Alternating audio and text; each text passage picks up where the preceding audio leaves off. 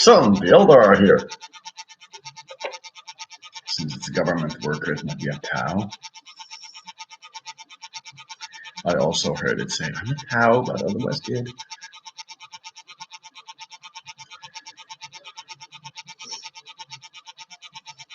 No, pull out an alien! Don't wait, return the aliens! Finally, something I agree with the hive mind.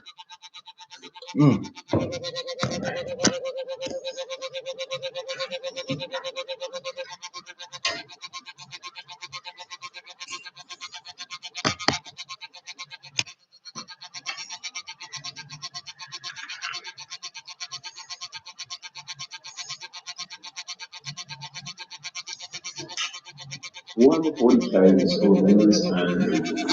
Some space marine chapters centering in battle after battle, including countless honors in the chapter and glory to the Imperium, whilst other chapters are used as a metaphorical fleshlight. Unless it's against the Emperor's children, it's quite literal. None were as unfortunate as the Lamenters. The successive chapter of the Blaring didn't go over quite well, as the Red First and the Black Mage were seemingly cured for them. But no, and not them so hot. Today we'll go over who the Lamenters are and why the galaxy hates them so much, despite how hard they are trying to be helpful. As a quick note, yes, I saw James's response. Yes, I will cover it at some point. But first and foremost, a lore channel, not a teaching channel, so not that it affect my lore video upload schedule. Let's get into it. The Lamenters were part of an experiment in which the tech priests of Mars tried to remove the very problematic gene pools of blood angels, i.e. the fact that they're low-key space vampires. Occasionally they lose their marbles and cosplay as Sabrius. That sounds pretty good until you realize that the cosplay is Sabrius in his final hours, when he was in a pretty good mood. And they actually did it, kind of. Although at the cost of apparently being cursed with extreme unluckiness. However, part of the curse founding, where the tech priests messed with a bunch of genes here, and a lot of chapters coming out of it had very high limitations, as well as a high rate of falling chaos. Because of this, the Lamenters were shunned by the other space marine chapters, which sucks because the Lamenters were really nice. They were second only to the Salamanders for how nice they are. They seem to feel the Imperium is worth dying for. During Abaddon's Ninth Blood Crusade, during 9 crusades consecutively, quietly, the Lamenters set up defenses on a planet with another space marine chapter in order to protect its people. The other chapter was like, no way am I working with the Chaos Marine chapter, instead they were the planet, leading over the Lamenters to copy Uncut Chaos forward, and copy they did. The vast majority of the Dark World that they did with the planet's people, to the Ultra Boys and the Golden White Riders again saved the day. 200 or so survivors in a painful project with the core of the Great War Storm. They eventually got out of the war 100 years later after fighting tooth and nail, but still, that sucks, dude. The next action was to join the crusade with the Ultramarines. Thank you for saving them before.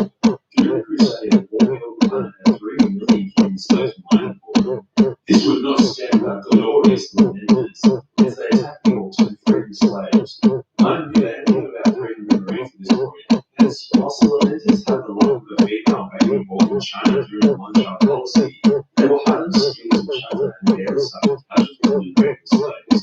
It was early when a massive war fleet around the right to shoot it down. The Lamenters were ready to escape and die, and the slaves were as slaves as possible. The slaves were like, good luck, consolidation. I'm going to tell you, heroes, Hence the Lamenters, the heavy heart, evacuated from the planet, with only 1/10 slaves. The rest they blew up with explosive charges and then exterminated to the natural slaves, the natural resources of the planet. When the Lamenters returned to the Ultramarines, Martin's cargo was impressed with their efforts and offered them a little trophy, which the Lamenters rejected because they still couldn't really shit about how everything turned out. With 90% of the slaves dying and then losing a massive chunk of the chapter by the sixth time. I mentioned that once suffered a random warp drive failure, resulting in widespread death that was the fellow. The Lamenters' luck would go from bad to worse as they teamed up with Astral Claws, one of the only chapters who treated them well to clear the region of space. Eventually shit went sour and Astral Claws broke off from the Imperium, with the Lamenters joining them, thinking they were justified in their actions. As Loyalist forces were set to deal with the Astral Claws and the Lamenters used masterful tactics to avoid any bloodshed.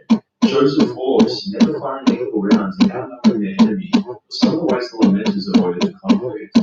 However, then the Minotaurs arrived. Now, if you don't know the Minotaurs, they're basically the inferior war dogs who get ruthlessly unleashed on renegade chapters. The Minotaurs took the shit out of the Lamenters, massacring most of their marines, and they stole a number of their ships and used punishment. The kicker of the whole thing, the astral force was falling in chaos, so the Lamenters were alongside them all along. Whoops. The Lamenters were then sent on a penitent crusade to redeem their honor, and as expected, this went horrifically as they encountered Highly Kraken. True to their nature, they made a last stand defending the people who were paradise in Tyrion's way, saving countless lives, but once again getting absolutely hammered in submission, though they fractured their chapter surviving. Oh yeah, and this encounter with the Tentacly Boys has resulted in the emergence of the Black Rage within the Lamenters, so all their bad luck was for nothing. They have gone on to survive all of this, however, whilst many other chapters have been destroyed who weren't part of the case family. To be honest, death is probably not the worst thing that humans could happen. It's complicates the cheerfulness of pushing into the brain, only to let them survive through the games.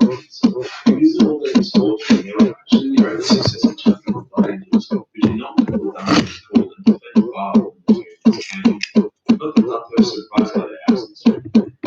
Since the Kraken incident, the Lamenters have actually received Primaris reinforcements, so it looks like Warren is not done. Yes, the Lamenters have some pretty cool characters swinging around some pretty cool toys, as they look so. First we have their chapter master, Malcolm Boros, as the leader of the unlucky boys who is very alive, despite his bare-house title such as Lord, and Watchers of the Deeps. He is a trusted struggle against the Lord. Very badly induced results in the form of life rage for just the previous of the each time crushing his sanity. No practice the special super overpowered. The Space Marines all of their life rage gains incredible speed, strength, and durability at the cost of working reserve and aggressive forward. So by having those black rage powers whilst maintaining through the war is really powerful. Obviously, as a downside, Malcolm is proven progression and just wants to fucking die. It seems like he may have got his wish granted, as when the Minotaurs attack the Lamenters, none of them will see him kill him.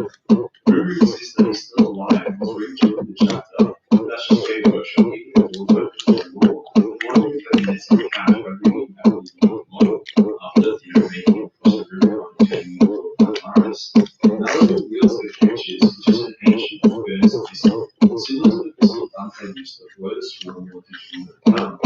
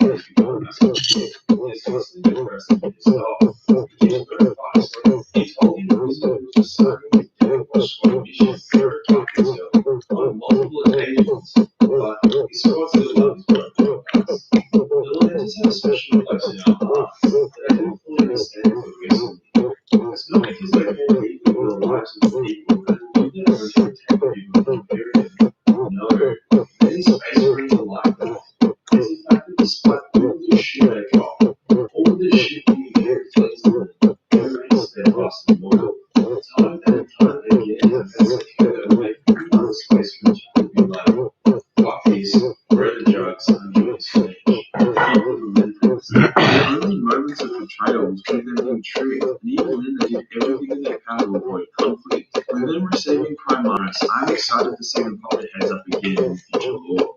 Maybe Dan and the Marines Malevolent can team up for a campaign and form the ultimate buddy cop combo.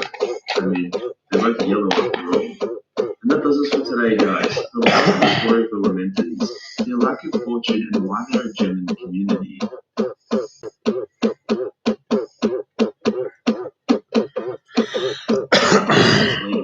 You're driving down a dark road when suddenly the car behind you flashes its brights at you. You look at the rearview mirror and see the vehicle flash them again, then get back to traffic slightly. 5 seconds later, the driver flashes them again, and once more you look at your rearview mirror annoyed.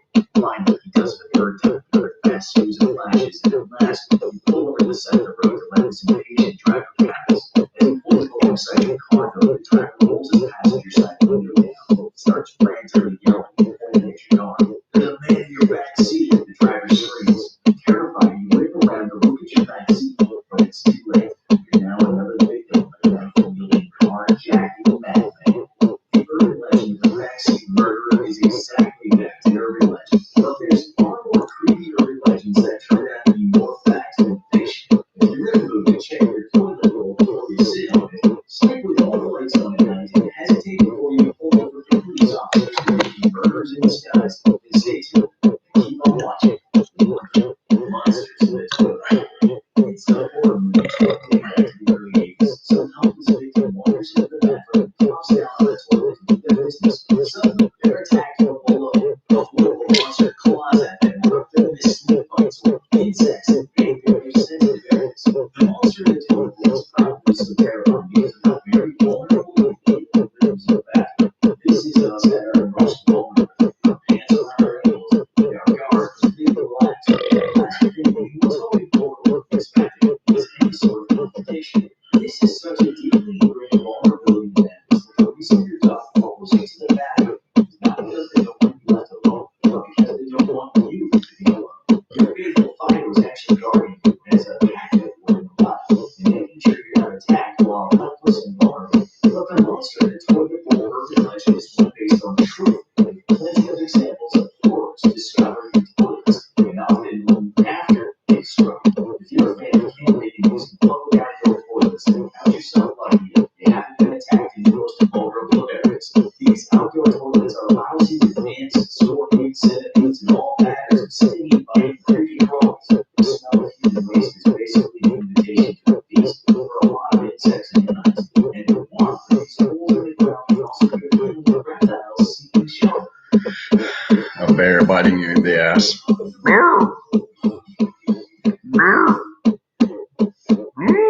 That's why snakes are all too often found in porta potties and outdoor toilets. But maybe you think you're safe because your toilet is indoors. Then again, in Florida, because of course it's Florida, a man was bitten by a 4-foot python as he opened his toilet bowl. The 4-foot snake was curled up in the toilet and lashed out above it and exposed it. Luckily for him, pythons are venomous, and a python bite in the arm is painful, but not lethal. Our next victim, however, was bitten by a large python in exactly the place he feared most. In Thailand, a man went to the bathroom to relieve himself and promptly unzipped his pants, prepared the toilet seat. What greeted him was a jack-in-the-box from hell, as a large python struck him with lightning speed, sinking its hands directly into the man's penis. Ow. Himself from the snake's life, luckily he was able to fight the snake off. When emergency workers arrived, they found the bathroom covered in blood. The man suffered from severe blood loss. He lived, but he probably would never use his blood again. Snakes are the only issue of the toilets, though. So if you think you're safe because your area has no snakes, you can't. In New York and other big cities, rats have been frequently found swimming out toilets, and some of them have been individuals as they sat to clean themselves. Small waves can hold their breath for long amounts of time. The problem that we have extremely tight confines of house water, following the teeth or home wall of the sewer. They're ferocious little teeth rats can cause a lot of damage in a short time, carry all matters of disease. So next time you're going to use the toilet, do it twice before you sit, and avoid the toilet bowl that you're unaware. Candyman's popularity exploded with the horror film Singing, which tells the story of the vengeful specter of Iceland, who fell in love with life when he got pregnant, only to be brutally murdered by her father and his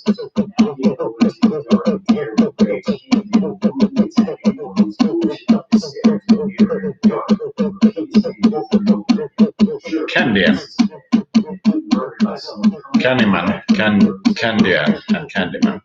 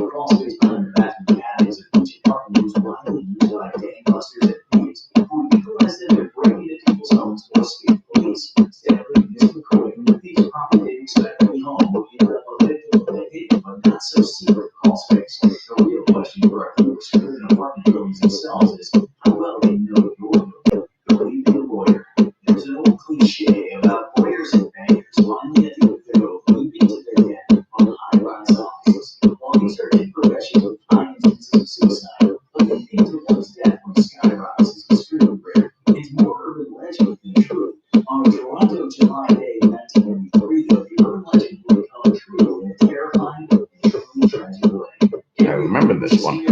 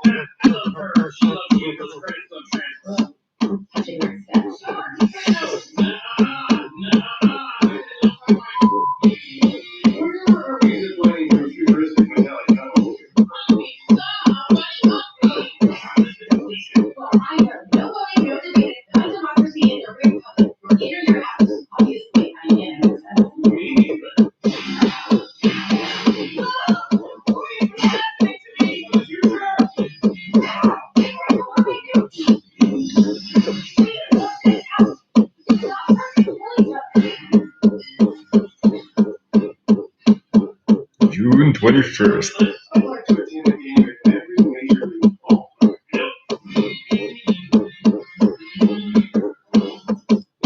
Home of series.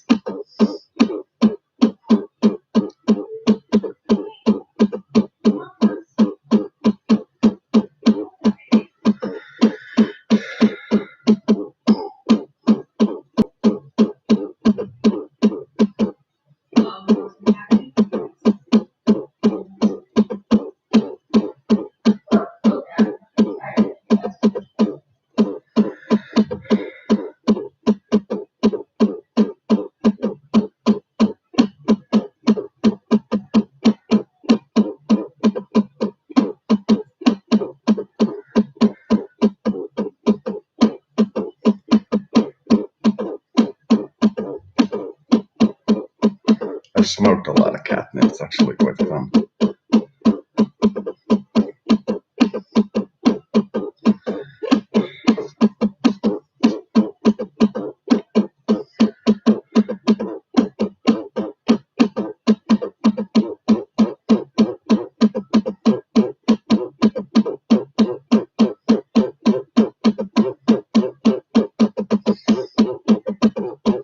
Help! Mom, I'm sober!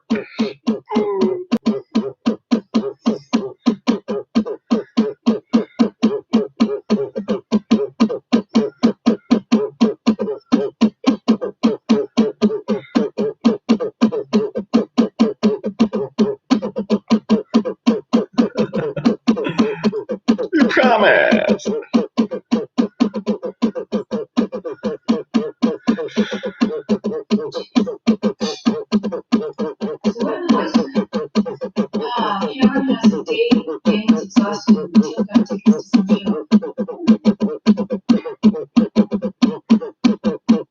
Vagina monologues. I've actually seen this.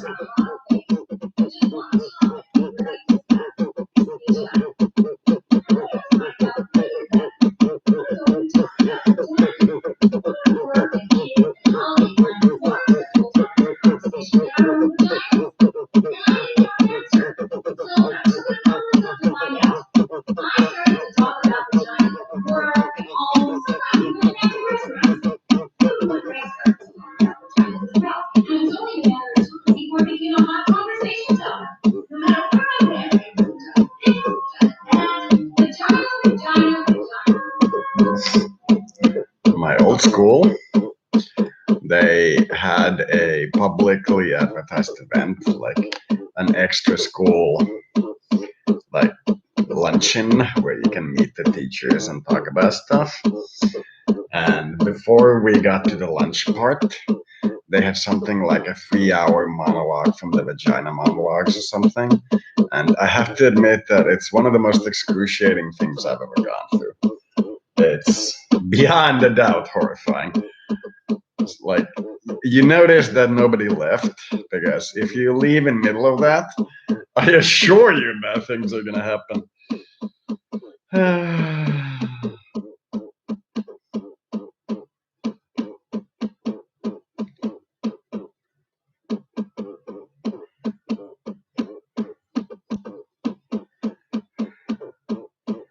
is this game?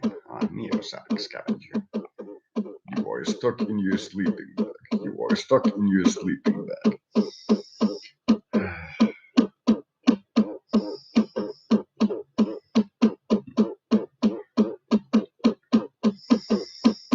The Great Reset. The second pooping of the day. The Great Reset.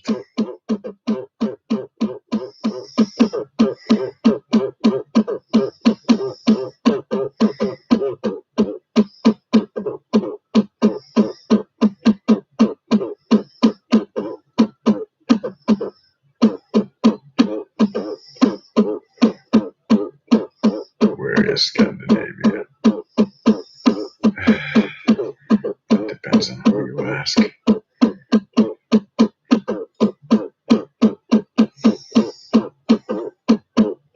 And when you ask.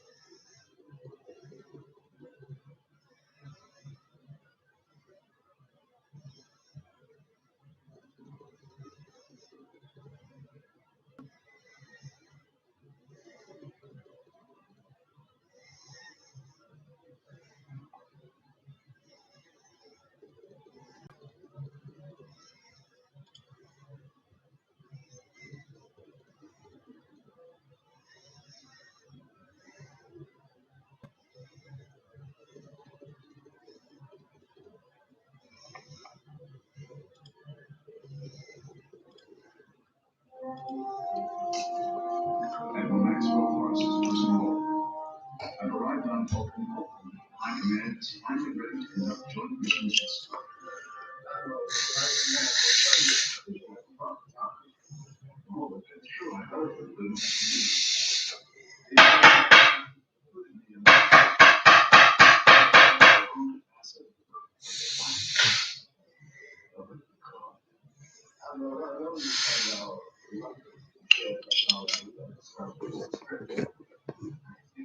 Strong words of magic. We don't know what to do about joints. All the species we made contact with the only one we can't find. Arrogance and ignorance and stubborn pride of power, driven by their emotions, bring out powerlessness of embracing logic. This quality of powerless, confusion of and asking. Vulcan's afraid of humans. Why? Because there is one species who reminds of. Vulcans. There are wars that just humans. Kind of devastating for civilization year history. Logic says. Of all 1,500 years after we built our world, we started the same as the century. And the water was on high land. Wonder what human could achieve in such a country. They don't like it.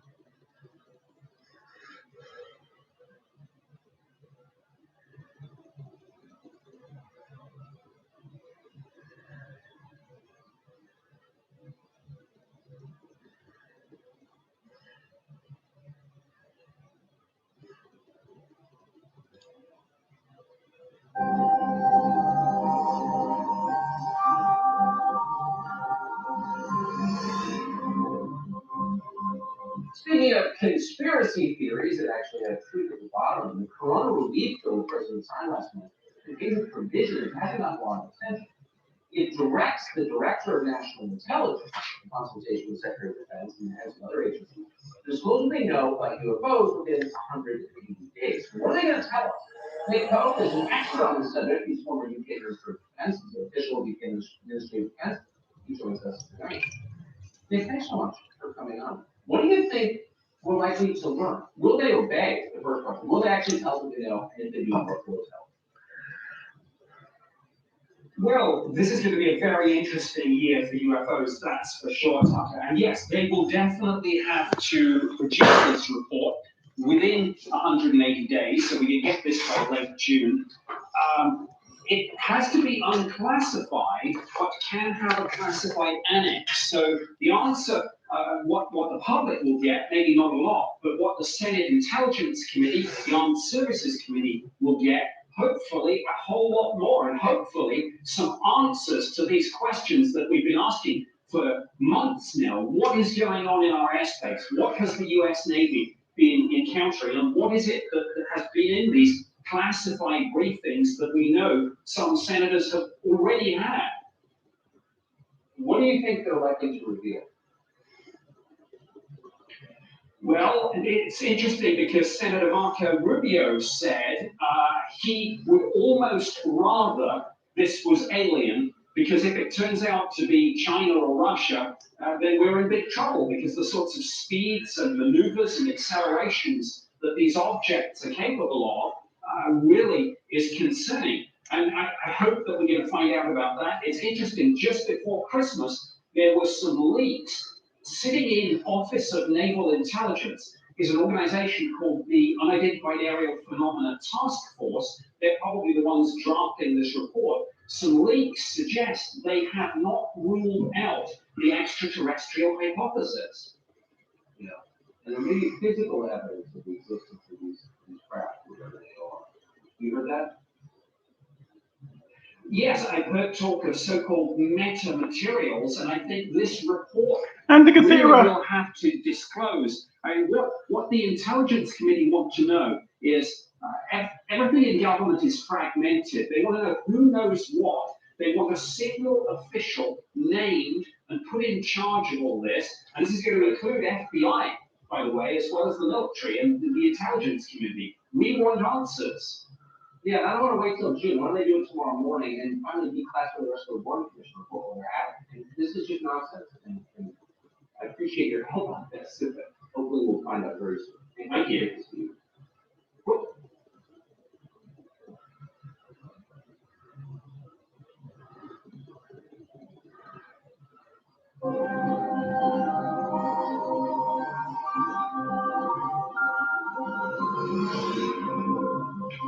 We spent some time reporting on this story. We should have spent a lot more time, because this could be the most consequential thing to happen to this country, to this world, maybe ever. In June, the United States government is set to release a public report on everything it knows about UFOs. Lou Elizondo is the former head of the Advanced Aerospace Threat Identification Program. He's been on the show a number of times. He just spoke to the New York Post about what that report will show. According to Elizondo, we will find an intelligence failure on the part of the U.S. intel community on the level of 9/11. The last time we had an intelligence failure in this country, a major one, which was 9/11, it took us almost 3 years to come up with a 9/11 commission report. Okay? It's a long time. Let's just go down the rabbit hole here for a second. Let's just assume this is some sort of adversarial form of technology that several decades now has managed to make progress and evade all 18 members of the intelligence community, despite our best human intelligence, signals intelligence, imagery intelligence, yada, yada, yada, yada. Right? That would be an intelligence failure that would eclipse just about anything else this country has ever faced, especially if this has occurred for decades. If there's a foreign adversary that can put a nuclear warhead within moments over Washington, D.C., that's a problem. Yeah, that's a problem. And too few have considered it from that perspective. Nick Pope is a former Ministry of Defense official from the UK and perfectly positioned to answer the obvious question, which is, why didn't we see this coming? He joins us now. Hey, thanks so much for coming on. I thought Lou made a very solid point on embarrassed hadn't thought before, which is this is, among other things, whatever these objects are, a potentially very great threat to nation states. So where was the intelligence community in warning about this and learning more about it? Where were they? Well, that has to be answered, absolutely. I mean, we are under siege. It's like there's a war of nerves going on. And if this was drones belonging to a foreign adversary, there would be an absolute outcry. And yet, the situation we're in, that we don't know what these things are, and they might even be extraterrestrial, that's worse. So I agree with Luis Elizondo on this. This is a potential catastrophic failure of intelligence. And if it happened, because skeptical bureaucrats were just saying to themselves, it can't be, therefore it isn't, then there must be a reckoning. So you say, and that is such a great point and nicely put, but you described it as a siege. Give our viewers who have followed this topic closely a sense of the the magnitude of data coming in about these encounters. Yeah, I mean, this is absolutely extraordinary. And every day it seems like new information drops, things that the public and the media weren't told. So, for example, former Director of National Intelligence John Ratcliffe just threw into the conversation the other day the fact that the satellite imagery of all this and some of the speeds being reported seem to blow the theory about foreign drones out of the water. We must be told what's going on here, and we should think of this upcoming report to Congress as an intelligence assessment of the phenomenon itself, and one that's long overdue. There are a lot of these. This is not like, some drunk guy on a rural road in northern New Hampshire saw something weird. This is the U.S. military regularly, very often reporting these objects. Yes, absolutely. It's pilots, it's radar operators, it's satellite data, it's measurement and signature intelligence. There's such a lot of information now, so much that the US Navy has instructions for its pilots on what to do if they encounter these things. Now, I think as we go into May, the run-up to this report going to Congress, there's going to be a lot of things going on behind the scenes, a lot of politicking, jockeying for position, factions, trying to kind of have their say on this. I anticipate more leaks of information, photos, videos, documents. There's a lot more to come here. Oh, has been on this for so long. I appreciate your steadfast commitment to answering obvious questions. What is this? Thank you. Good to see you.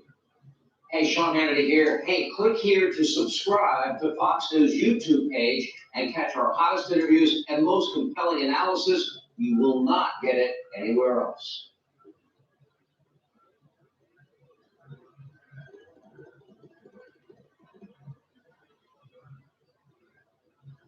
Simon ja Joe sijoittivat molemmat osakkeisiin. Simon sijoittaa eTorossa osakkeisiin maksamatta palkkiota. Joe on maksettava pankille palkkio aina, kun hän ostaa tai myy osakkeen. Simon kopioi CopyTrader ominaisuudella johtavia sijoittajia reaaliajassa. Joe saa sijoitusvinkkejä serkultaan Harvilta. Entä miksi Joe on aivan yhtä hyvä kaupankävijä kuin Simon? Hän ei ole, koska Simon käyttää eToroa, mutta Joe ei lata eToro ja sijoita osakkeisiin maksamatta palkkioita.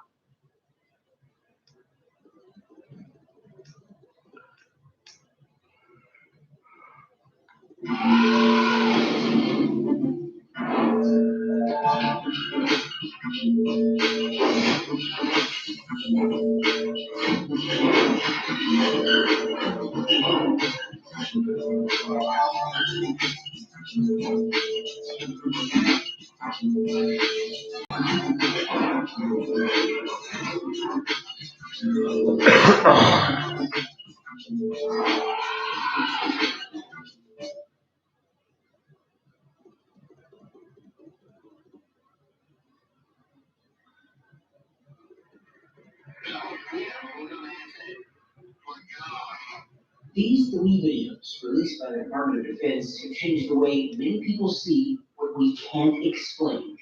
The moment you mention UFO, immediately what comes to mind are little green men, tinfoil hats.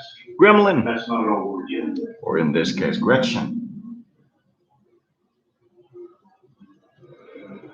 In 2004, off the coast of California, an F-18 Super Hornet training exercise was suddenly interrupted by a call over the radio that would come to define Commander David Fravor's career. There's certain things in your life that you just remember in vivid detail what happened. And that's one of them, because it's honestly the strangest, most obscure thing I've ever seen flying.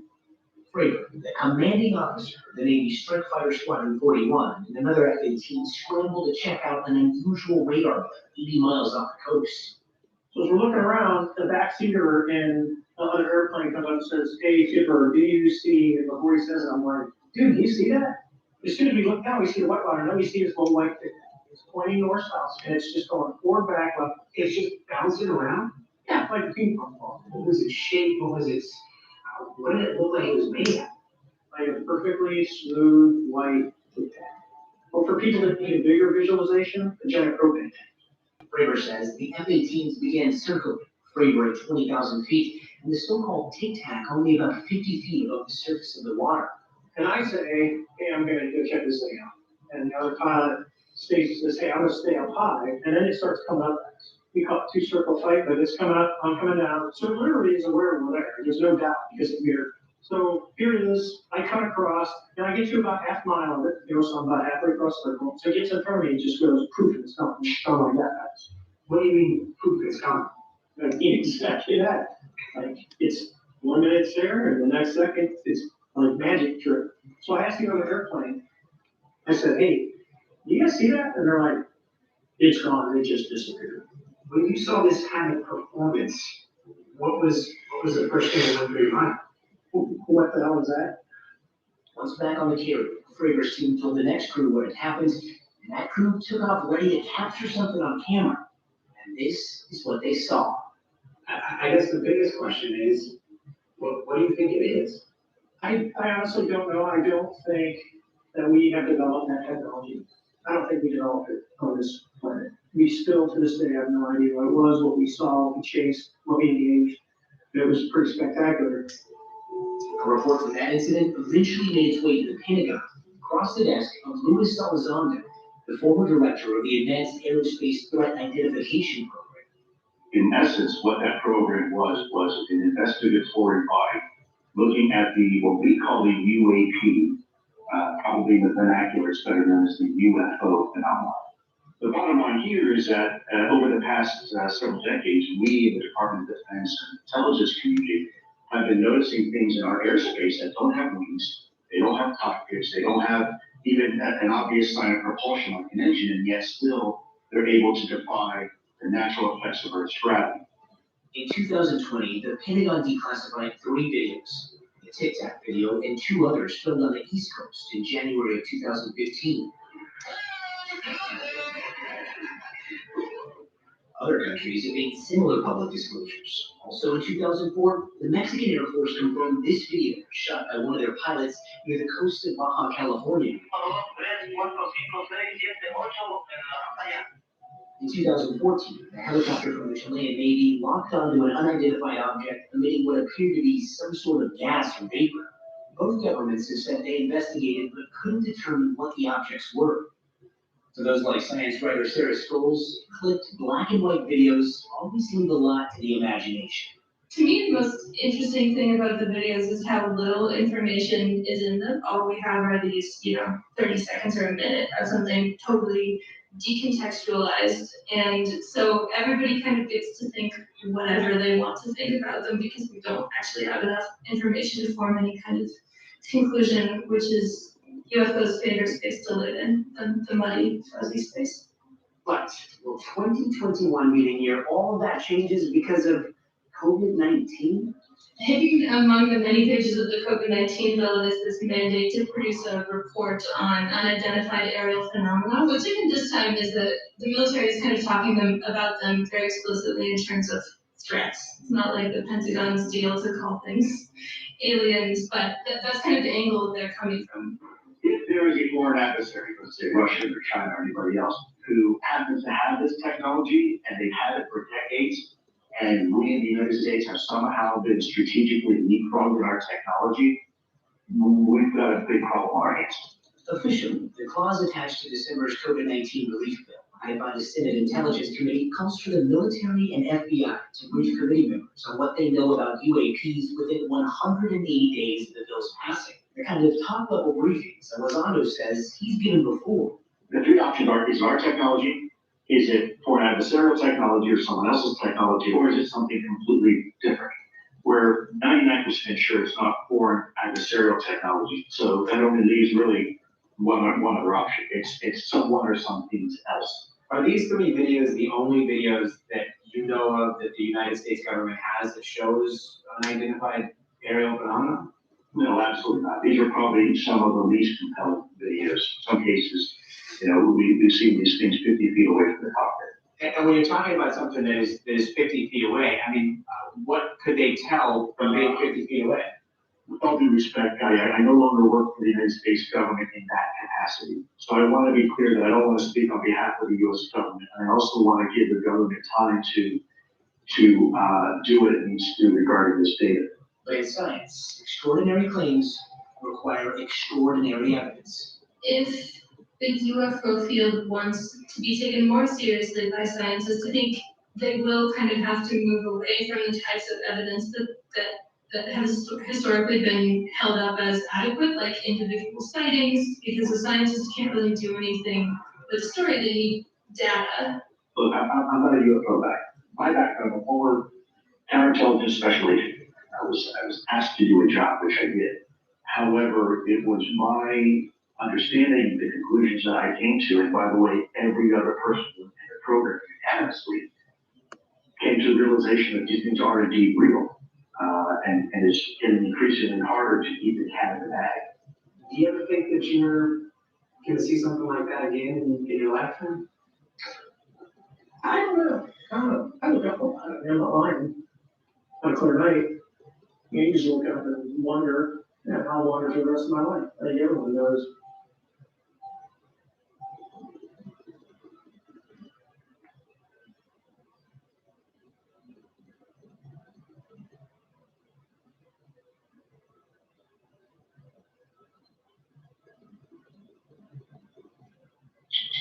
Minutes, rewind. In the history of spaceflight, only 4 entities have launched a space capsule into orbit and successfully brought it back to the Earth: the United States, Russia, China, and Elon Musk. Mr. Musk is a wealthy internet entrepreneur who has vowed to revolutionize space exploration by bringing down the astronomical costs. And that can't happen fast enough for NASA, which retired the shuttle last summer and now has to pay its old rival Russia to fly American astronauts into space. Musk is one of the contenders vying for a NASA contract to build America's next manned spacecraft, a contest he believes he has the right stuff to win.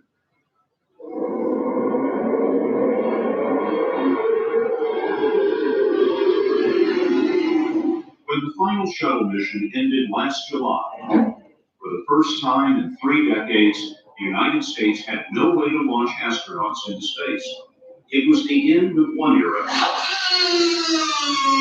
and the beginning of another. Instead of NASA designing the next manned spacecraft, the White House decided that private industry should design, build, and fly it, opening space to commercial development. One of the companies vying for that contract is SpaceX. Elon Musk is the founder and CEO. It's what we are experiencing at this moment in time, the turning point in man's reach for space, going from governments to private companies like you. I think with the dawn of a new era, and I think it's going to be very exciting. What we're going to do with SpaceX is push the envelope and provide a reason for people to be excited and inspired to be human. Musk is 40 years old, a naturalized American citizen, and reportedly worth nearly $2 billion. He isn't your typical corporate CEO. As a teenager, he wrote computer games in his native South Africa before immigrating to the US and to Silicon Valley, where he was one of the most successful internet entrepreneurs, the co-founder of PayPal. Ladies and gentlemen, Mr. Elon Musk! Despite a chorus of skeptics, Musk built a car company called Tesla that turns out 5,000 high-end all-electric cars a year. Another Musk company sells solar power systems. But his lifelong passion is space. And when eBay bought PayPal in 2002, Musk started looking for ways to launch his new fortune into orbit. I went to Russia to look at buying a refurbished ICBM, which is a very trippy experience. It was very bizarre. And when I tell people that, they're like, what? Musk made 3 trips to Russia trying to buy an intercontinental ballistic missile called the Dnieper. His plan was bizarre. Put a greenhouse on the rocket, land it on Mars, and beam back the pictures. It'll get people really excited, and that was in charge of space exploration. That was my original idea. You just wanted to get people interested in space again? Yes. Capture the imagination. Yes. That was the idea? Turns out the Yepper was so expensive, his idea never flew. So Musk decided that the only way to get an affordable rocket was to build it himself. And he started SpaceX. I got to be coming into the rocket business, not knowing anything about rockets, not having ever built anything. I mean, I would have to be insane if I thought the odds were in my favor. Why even begin? When something is important enough, you do it all in your favor. How much of your personal fortune would you pour into this? $100 million. $100 million into something that you did not believe would work at the beginning. Yes. Musk truly believes that low-cost space exploration is essential to the survival of mankind. I think it's important that humanity become a multi-planet species. I think most people would agree that a future where we're a space-faring civilization is inspiring and exciting, compared with one where we are forever confined to Earth until some eventual extinction event. But that's really why I started SpaceX. SpaceX is housed in a sprawling factory near Los Angeles where fuselages for Boeing 747s used to be built. From its beginning 10 years ago, its goal has been revolutionary change in rocket and spacecraft manufacturing. Now, tell me, what's that big piece right up there? That's the second stage of the Falcon 9 rocket. Instead of multiple companies building parts all across the country, SpaceX builds most of its rockets and spacecraft in-house, based on Musk's belief that it's more efficient and lowers costs. 1,400 engineers and skilled technicians work here, building engines, rockets, space capsules, creating mostly from scratch the thousands of components that are the guts of a rocket. So what that means is raw metal comes in, and then we build the engines, the airframe, the electronics, and we integrate all of that together. And that's all done more or less under one roof. Metal comes in one end of this factory. Yeah. Spaceships come out the other. Yes. Final assembly takes place at the Cape Canaveral launch pad. If the line is there, and we don't then have margins to put power. Musk has college degrees in business and physics, but SpaceX is his first venture in aerospace. He bills himself as chief designer and chief technology officer. How did you get the expertise to be the chief technology officer of a rocket ship company? Well, I do have a physics background. That's helpful as a foundation. And I read a lot of books and books and a lot of You're self-taught. Yeah. Well, it's self-taught DSA. I don't have an aerospace degree. So how did you go about acquiring the knowledge? Well, I read a lot of books, spoke to a lot of people, and have a great team. His team is a mixture. There are newcomers, mostly 30-something engineers, some of them straight out of college. And then there are the skilled technicians and aerospace veterans. Former NASA astronaut Eric Reisman spent 3 months aboard the space station and flew on one of the final shuttle missions. He was brought in to help oversee the company's manned space work. You know, I'm curious. You have so much background in engineering. You could have easily gotten a job at Boeing or at Lockheed, but you came here. You had a chance to go back in time and work with Howard Hughes when he was in TWA. If you had a chance to be there at that moment when it was the dawn of a brand new era, wouldn't you want to do that? I mean, that's why I'm here. And that's why most of the engineers we met are here. Building spaceships is the chance of a lifetime. If you reach the point of having a successful manned flight, what will you have proven? We're not doing it to prove it. We know it can be done. We're just trying to do it a little bit differently, a little bit faster, and to push the fence a little bit farther out. And then we talk about, I don't think I'm to space. I see most people here do as well. How many want to ride? Okay. Everybody wants to go. 4, 3, 2, 1. 4 years after starting, SpaceX rolled out its first rocket, an unmanned booster called the Falcon 1. That's great tower. But the first 3 test flights failed to reach orbit. We are hearing from the Launch Control Center that there has been an anomaly on the vehicle. When you had that third failure in a row, did you think, I need to pack this in? No. Why not? I don't ever give up. I mean, I'd have to be error filling faster. It turned out that the third failure was caused by a 2-second glitch in the timing. 8 weeks later, Musk bet the company on another flight. We have enough time. And this time around, everything worked. Perfect. If that fourth launch hadn't worked, that would have been, we would have not had the resources to mount it. You couldn't have gone out at that point. Yes, that would have been, I think, inevitable because we did not have the resources to mount that launch. This is a tricky business. Yeah, but it was good. Yeah, I wish it wasn't so hard. The story will continue after this. Matti ja Pekka kertovat eToroa sijoittaakseen rahamarkkinoille. Matti. My Madagascarese model, and it's specifically Madagascar, not South Africa. You ain't gonna steal it from this country, South Africans. I like your communication assistance, but back off. It's Madagascar. And the reason for that is because it's the 5th poorest and the poorest that I could contact that said that they're okay with me at least trying. We have our first suborbital launch.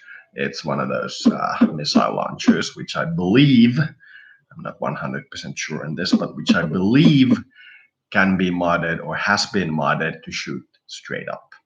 It's, or rather like this, in the standard satellite style of launch.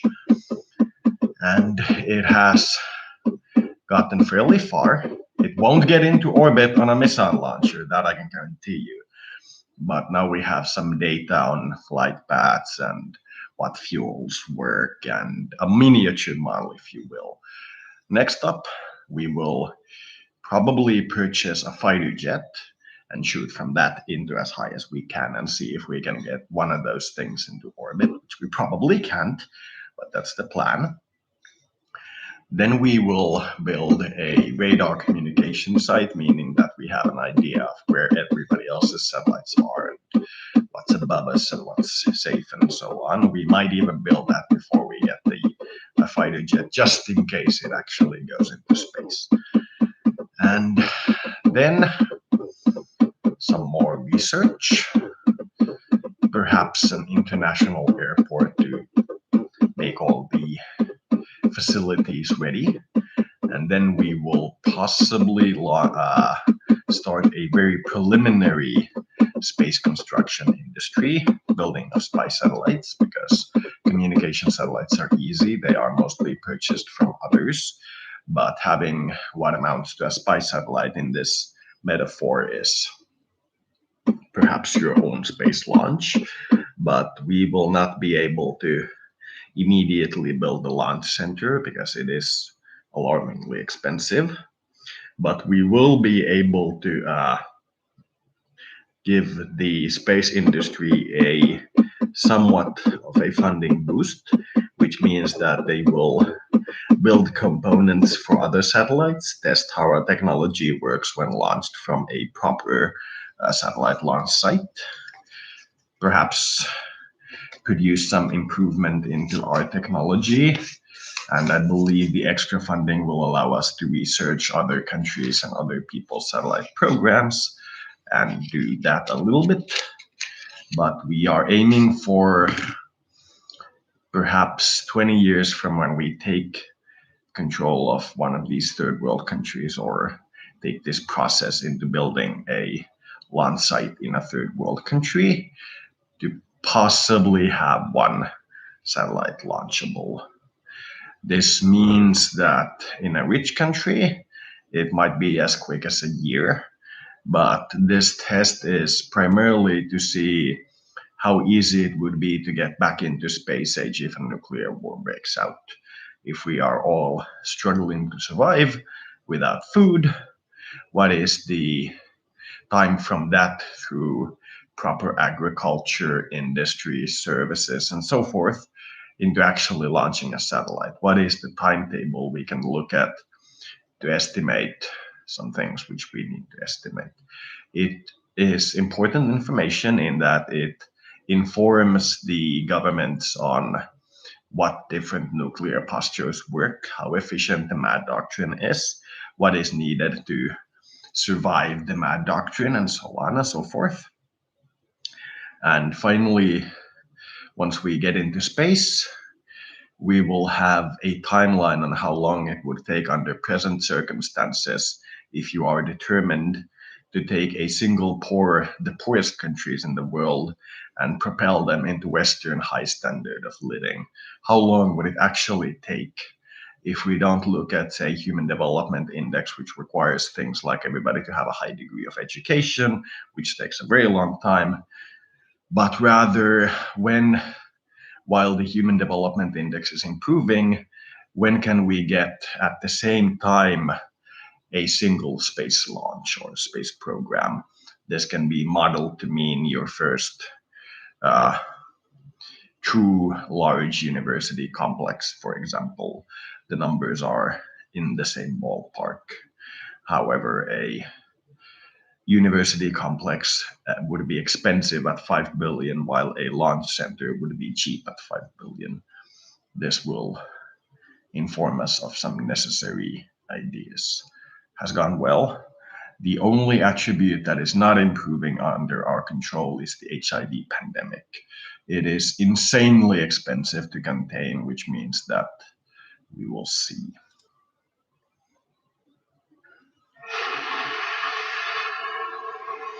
In 2010, SpaceX tested a larger, more powerful 9-engine rocket called the Falcon 9 and an unmanned cargo capsule known as Dragon. It was the first privately developed rocket designed to carry cargo and eventually astronauts to the space station. And ignition confirmed. 3.2 kilometers per second. In its first test flight, the Dragon capsule performed flawlessly, orbiting the Earth twice before splashdown in the Pacific, the first time a private company had launched and recovered its own spacecraft. And this is a historic spacecraft. It is, yeah. We came across the Dragon capsule while Musk was showing us around. So you know what I noticed about your cargo ship is that it has windows. Yeah, absolutely. The windows are there in case there's an astronaut board who wants to look up. But people don't put windows in cargo ships. That's right, exactly. What that tells me is that this was never intended to be only a cargo ship. The Dragon was always designed to carry astronauts. Musk says a manned version of the Dragon capsule will be safer than the space shuttle and a lot cheaper. Engineers are already designing. I'll show you what we use. This is why we needed the biofuel facility. This is what we use. Or we use.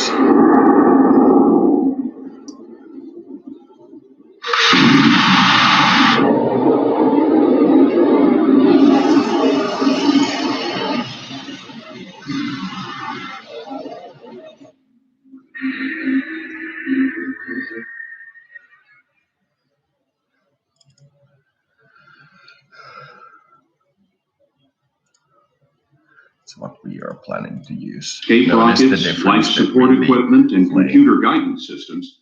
They were studying seating for 7 when we were there. Do you believe that your rocket will be the next American rocket to take an astronaut into space? I believe that is the most likely outcome, yes. That sort of confidence has not exactly endeared him to the space establishment or to his competitors. There are people who've been in the rocketry business for decades, who say about you that you don't know what you don't know. Well, I suppose that's true of anyone. How can anyone know what they don't know? When the critics say you can't do this, your answer to them is, we're done it. He's done it in partnership with NASA, which has given SpaceX technical advice and a contract worth up to $1.6 billion. South Africa has given us aid.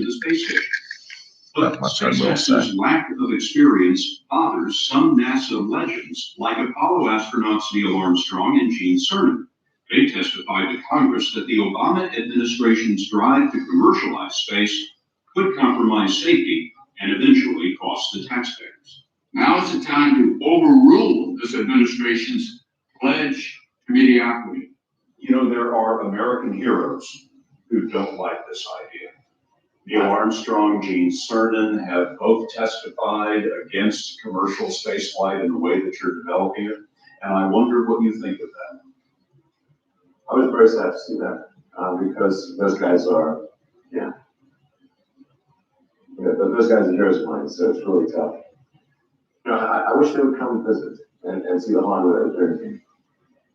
And I think that would change their mind. They inspired you to do this, didn't they? Yes. And to see them casting stones in your direction.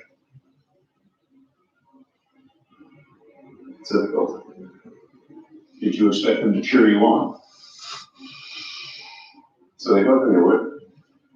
What are you trying to prove to them? What I'm trying to do is to make a significant difference in spaceflight and help with spaceflight. I can't compete with Musk in cheapness, in speed. I know my model will take perhaps 2 decades, even 2 generations to accomplish. And I can't compete with him in making it so cheap that it'll be a different matter financially. Because even if we build this in Madagascar, where the value of currency is different, thus the costs are radically different, it will not be as cheap as the trillionaire company seeking to optimize every single cog and piece of machinery. They will still beat us in economics. But the one thing I know is being poor. That's something that none of these large space things have ever tried, what they learn from somebody who's actually poor. If you want real examples of what poor people invent, look at my Stirling Wolfram engine. Just take a look at what it is. It's the classical design of somebody who is poor. Now, if this works, we will not only have an understanding of how the poor may go to space, we have an understanding on what if this world situation finally cooks itself and we all end up in nuclear wasteland like Fallout. What will it take to get from that to space? The Fallout New Vegas guys said that it would take, with the voice and leadership of Mr. House, it would take 50 years. And when I saw that, I thought, that's pessimistic, actually. They have urban cities which are empty of people but full of artifacts. I have a country where most of the people work and live in absolute squalor with no, what in the mythos has been called hive cities. No hive cities to loot, no empty research sites to loot. All I have is poor people. And when I saw that house thing, the 50 years, I thought to myself, I can do better. That can't be the best estimate we have. And so I'm gonna try. And I hope 20 years. And we started in 2014. I hope 20 years. We've managed to have a economic growth starting from the country started at roughly 1 to 3%, and we've managed to keep it stable at around 7 to 10%. It peaked at 10% and it's stable at around 7 to 8, perhaps even 9. That'll mean that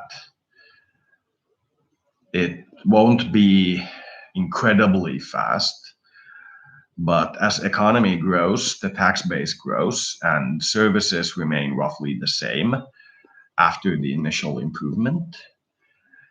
Therefore, we will be able to put a large investment in terms of the country's GDP into space after we pay back the debts.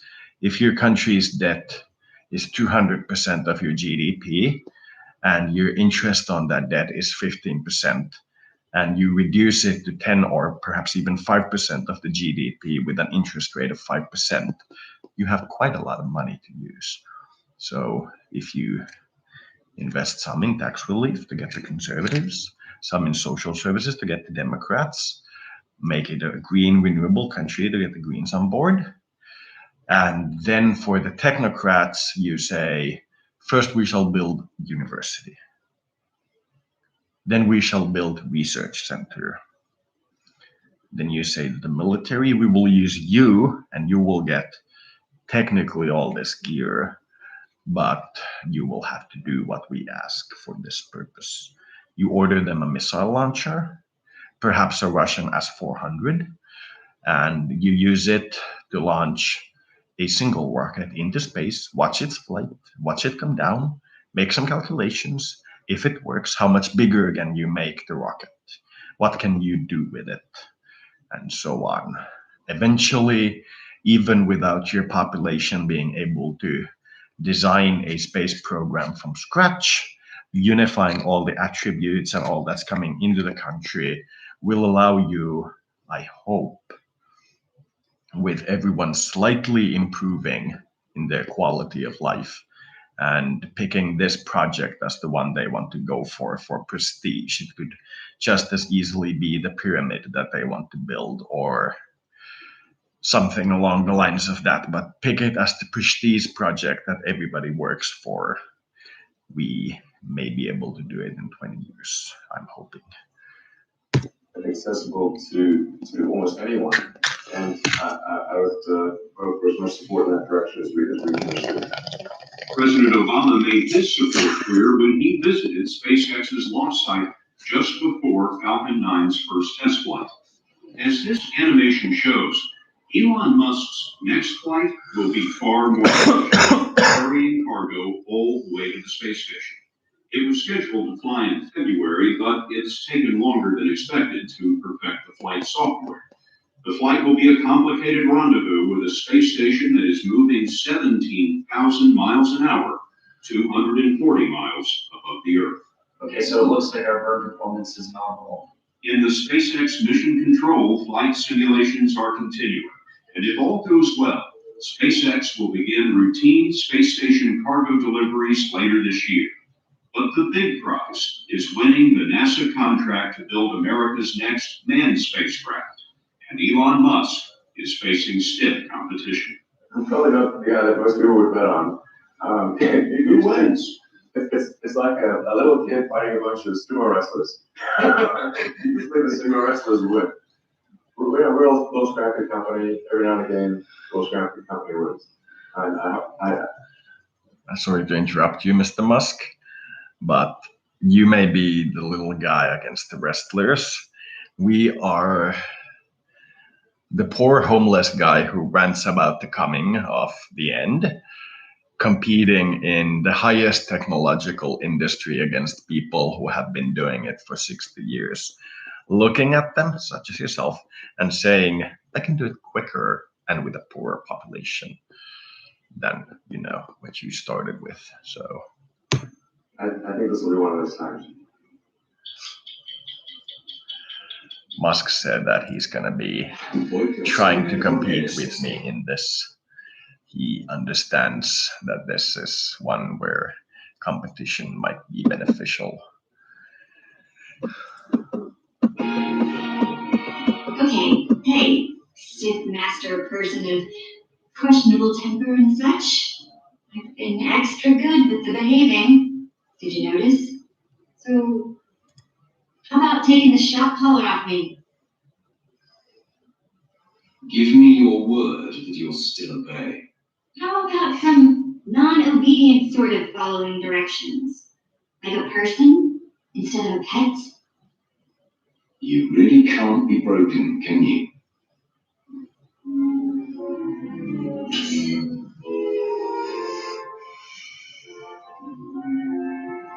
Ugh. That's such a relief. So, what now? I mean, we're like a million miles from nowhere, and you've got the only ship. You and me, working together, taking down the galaxy. What do you think? What? Oh, of course. Me and my buddy, the Sith. Nobody's gonna pick on me at school. Sorry. Let's just get going, yeah? It would be very funny to watch like a whole country, the archetype of the country, every year in school. Every year they get something better, the books improve and the clothing improve, and like some of them start to get laptops and smartphones, and after a while the archetype is coming to school with all the stuff and goes like, that worked well. I was completely not expecting that. I was expecting to, explode horribly. That's fine.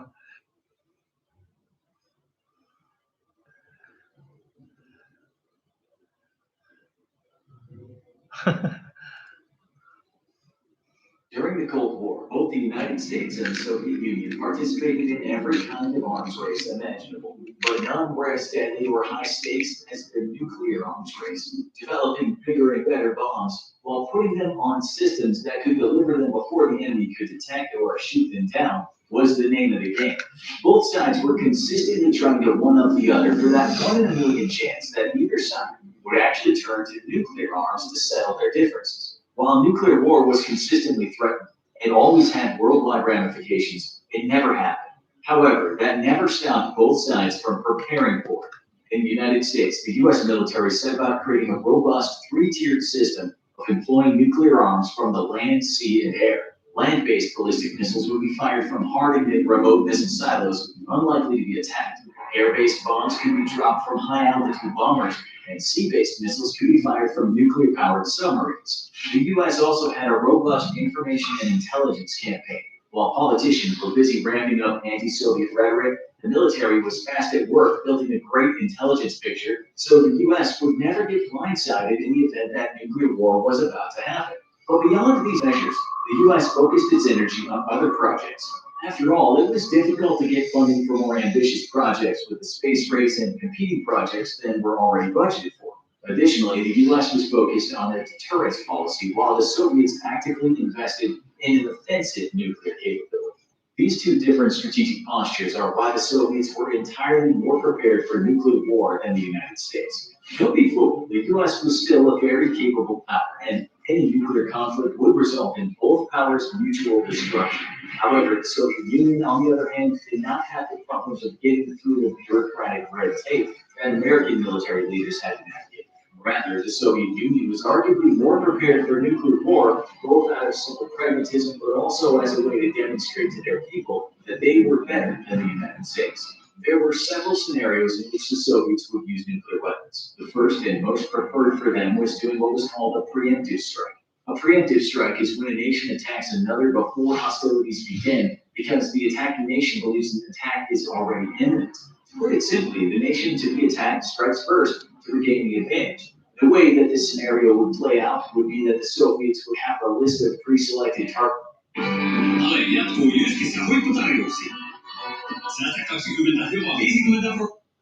Targets within Europe, Asia, or the United States that they wanted to strike.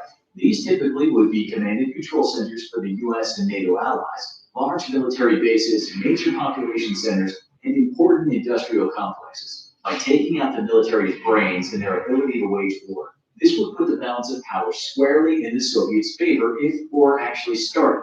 Additionally, the Soviets also had a plan to destroy land-based ballistic missiles in their silos. The Soviets developed a wide range of intercontinental ballistic missiles designed to destroy U.S. weapons in their silos. These could be launched to prevent counterfire from being brought back onto the Soviet Union itself. Another way the Soviets can employ nuclear weapons is in conjunction with a massive combined arms offensive.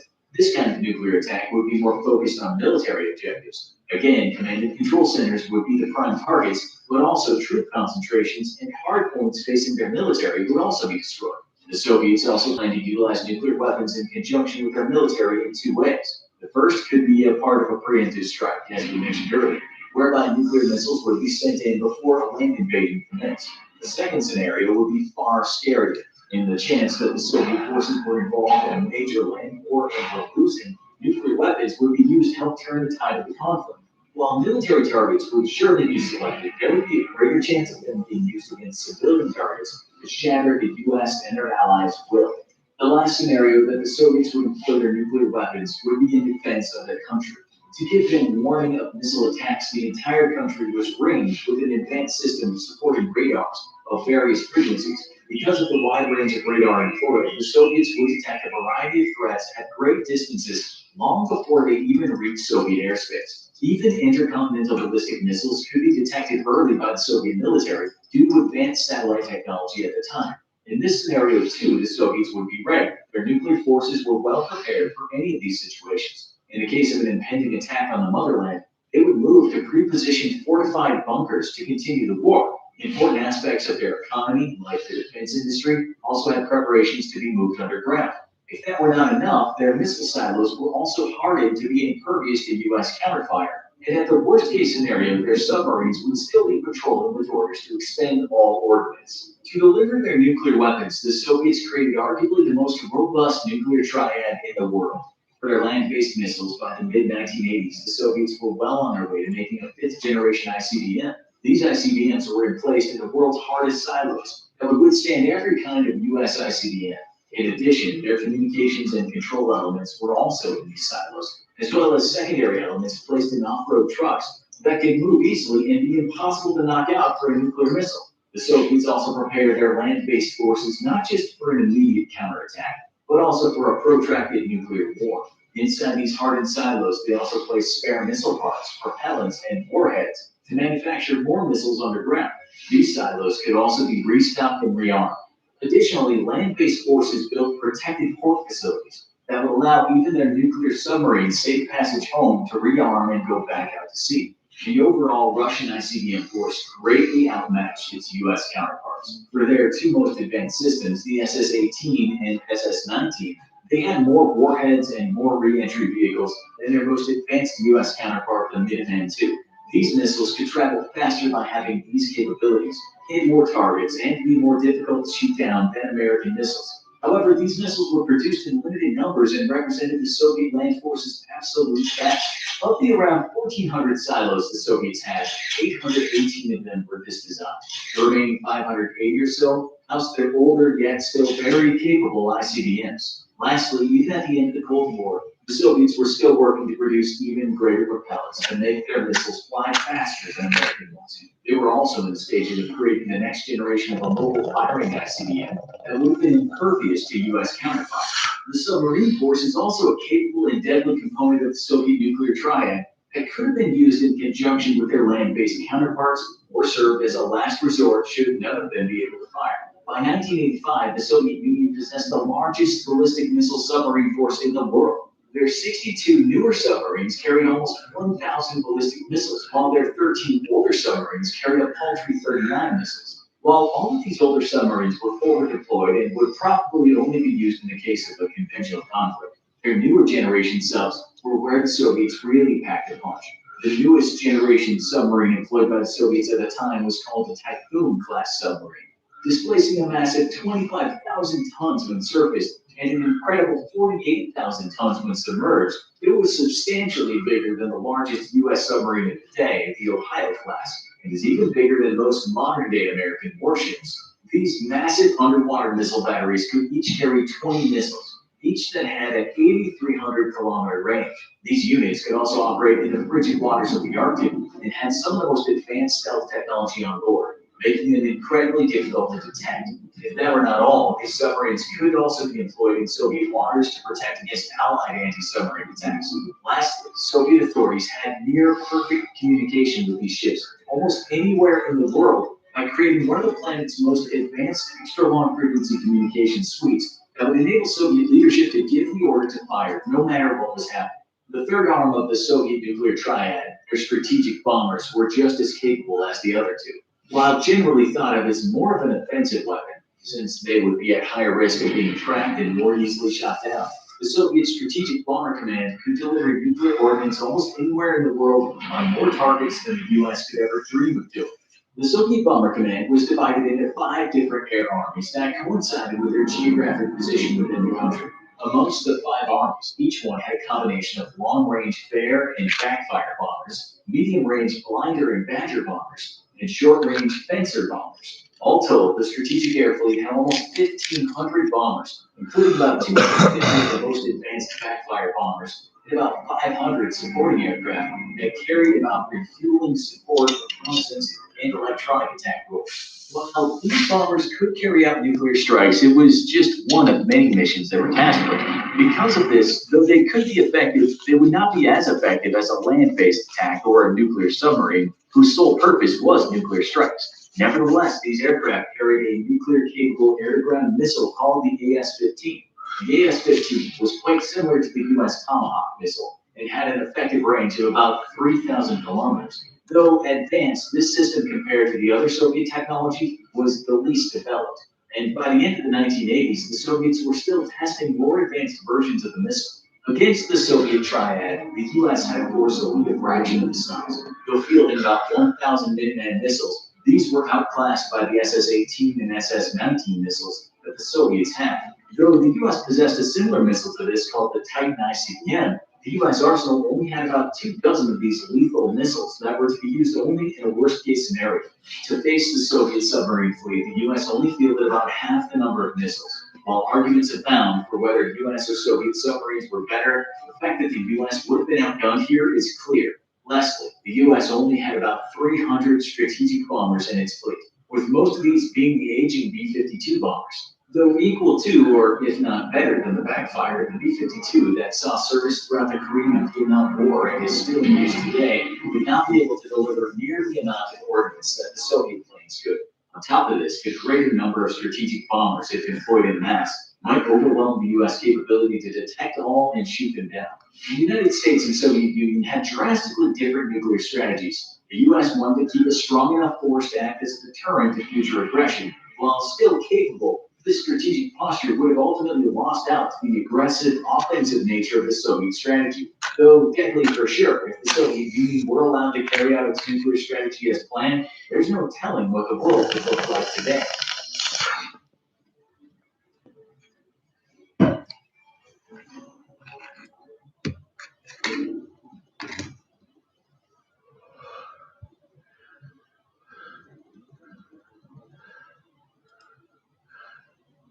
Later this week, SpaceX will launch a cargo rocket to the International Space Station. On board will be an image honoring the 50th anniversary of Apollo 11's mission to the moon. Rocket man Elon Musk is the founder of SpaceX. He's a big fan of the lunar landing and of landing on other places too. He talks with Time Magazine editor-at-large, Jeffrey Kluge.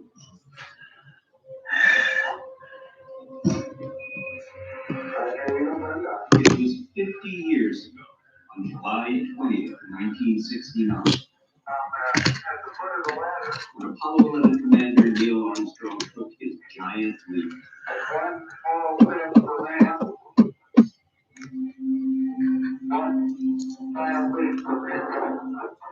And became the first person to walk on the moon. 19 minutes later, lunar module pilot Buzz Aldrin joined him on the lunar surface, sparking the imaginations of countless explorers and of one little boy in South Africa. We came along 2 years after Apollo, and yet space seems to be even more powerful. Well, I mean, we're probably most targeted next year. It's okay, it's fucking. I'm not sure SpaceX would exist if not for Elon Musk is the founder, CEO, and lead designer of SpaceX, short for Space Exploration Technologies. This privately held company makes rockets and spacecraft. I kept expecting that we would continue beyond Apollo, that we would have a base on Earth, that we would be sending people to Mars. And here we are in 2019, the United States actually does not yet have the ability to send people even to low Earth orbit. Which is why SpaceX is one of the companies that delivers cargo to the International Space Station, while the Russians transport crews. That's because NASA's space shuttle program ended in 2011. It made me sound about the future. And when you get up in the morning, what fires you up? Like what gets you excited about being alive? Here at SpaceX headquarters in the Los Angeles suburb of Hawthorne, what excites this 48-year-old billionaire is the idea that lots of human beings might one day live on other planets, especially Mars.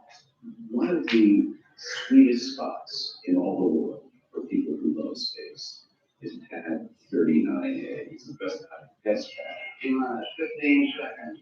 It's the pad that sent Apollo 11 to the moon. We have a liftoff.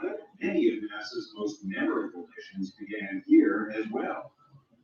Hallowed ground at the Kennedy Space Center in Florida. You're looking at a live view of the Falcon Heavy on historic launch pad 39A. I can't believe we use this pad. And that's my space staying on Earth. What is that like? We're not really. To be sure, since its founding in 2002, SpaceX has had many achievements. It's the first private company to launch, orbit, and recover a spacecraft. And watch its historic recovery of an orbital rocket's first stage, landing safely on an ocean platform. That's a pretty challenge. There have also been a number of setbacks along the way. Musk often uses the expression rapid reusability. Why, he argues, should rockets make only one trip? I like an aircraft. Like when an aircraft lands, you only expect to refuel it, maybe replace water, food, exactly. It's minor. The normal expectation is that you replenish the plane very, very rapidly, you turn around in an hour. That's more. So this is what any sample is like. Elon Musk isn't the only billionaire to be big. Richard Branson's Virgin Galactic launched commercial space flights for tourists. And Amazon's Jeff Bezos has founded Blue Origin in hopes of building space colonies. I think it's good when Jeff Bezos is doing Blue Origin. Occasionally I'll like working a little bit, but I think it's good when he's doing it. Elon Musk in the Astral here, when I'm talking with him while watching this, said that while my invention of wolfram tungsten or wolfram uranium or wolfram sterling, whatever you want to call it, is usable, it's a niche product in its own way. But what is much more interesting is this model that I'm building. He said that it's usable if I had a prototype and I could actually build them, he might buy one. But in his case, he'd probably build one if it was a proof of concept or workable model for now. And he'd have one probably in a spaceship. Maybe it would solve some energy issues, but the problem with uranium in space, which is why he isn't very excited, is the heat dissipation, because there's nothing to put the heat into. On Earth, it's quite different. On Earth, you can just pipe the heat into like groundwater or ocean water, or just release it into air because the heat itself isn't radioactive. But in space, there's no conductive material such as air. So releasing that heat into anything is damn near impossible, which is why we haven't really gotten nuclear reactors into space.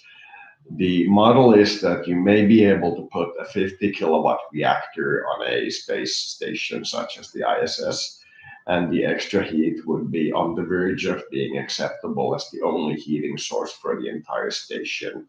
And 50 kilowatts, while it sounds like a lot, for space isn't that much due to the heavy requirement of energy for the processes in space, because you basically have to invent the universe. But 50 kilowatt would still be a huge reactor. It would be absolutely huge. In using this technology, it would be like it would be the size of a large room. It would be that big. 1 kilowatt might be enough for a small car engine, for example, or a small private house. And that would at a minimum be around the size of a truck engine. Keep in mind that since this is new technology, this sterling to uranium or sterling to wolfram combination, it'll take it quite a while for it to be miniaturized. This is the standard with new technologies. So don't expect it to be super energy efficient at first.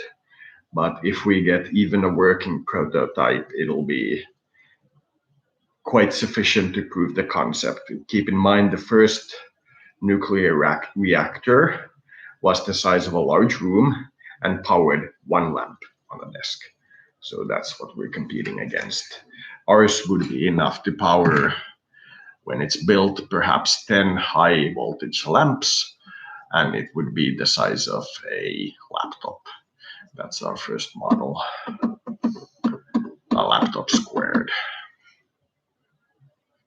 So that would be our first model. So we may start at a point that is somewhat ahead of standard Earth nuclear usage, but not by much. We would certainly not be able to compete with current car, not to mention jet engine designs. So keep that in mind. It's our physical technology. Our astral technology might be able to do funny things with your Air Force and Navy, but that is for another topic. Okay, I'm gonna go.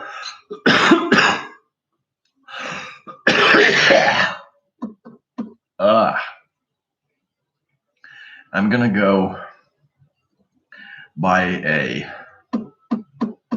pouch of tobacco and one more energy drink. Then I'll check how much I have left. I should have around 10 left, and 1 kilo of cheese is around $3.50. So I should have, roughly speaking, enough for the rest of the week until the 22nd, when I get the rest of my money. I should have enough until then. Must have spent around $100 on energy drinks in a week. Drank 7 a day at the peak. That was not good. Had pretty wicked nightmares. So probably gonna end it here and resume with more space talk when I get back. I don't feel like doing any of the simulations right now. They feel too much like work, and if it starts to feel like work, I won't be at my optimum. Need it to feel like it's voluntary. I have a strong desire to rebel against the concept of involuntary work. It's like, why did you bring me into a planet where you expect me to work? Like, couldn't you contain your wiener long enough to build a system? That's kind of like the feeling I have. Why did you bring me to a planet where I can't actually be myself? I have to serve you. Why did you bring me into slavery? That's kind of my sense. But I understand it. We're not advanced enough as a species to have that yet, but it is still feels like hanging on a planet of kids. So if I feel like it, I'll do a simulation. I'm thinking of continuing with the Madagascar model for a little bit more and optimizing a few of the things until it looks like we're ready for the next unoptimization, where we do the movement. Then we spend perhaps months, perhaps years optimizing that movement phase, and then we move again. It's slow and meticulous work, but it works for a nation like this. When you do a change into something, you have to make sure that the numbers adjust back into the good phase by doing minor changes or minor alterations in other categories. Then when the results from the change come in and you know how it feels like when things are as balanced and okay as before, you can say that you like or don't like that change, but you have to get into the good mind before you dump that change. Otherwise, it's going to be panicky.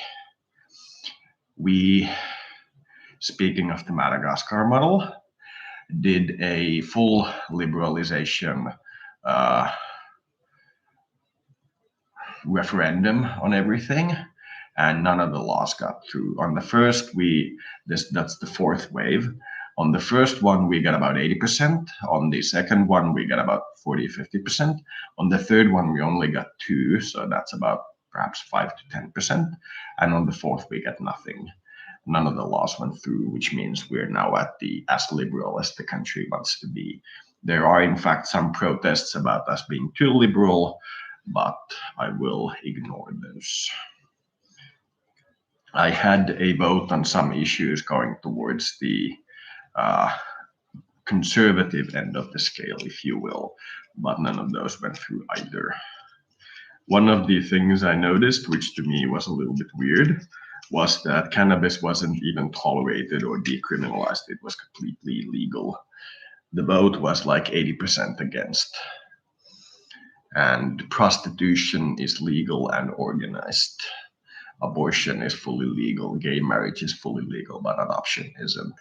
And at the same time, cannabis remains fully illegal, which is weird, but I understand it. Largest downside is that since it's a poor African country, when the people get a good social benefit and can actually afford food, the local farming has no way of keeping up. So people import an insane amount of food. The local farming has no way of keeping up, even though the GDP of farming, I believe, has gone down a little actually because of the very strict environmental laws, while industry GDP has doubled. The trade balance has gone from 500 billion local currency units positive into 14 trillion local currency units negative in the span of 3 years.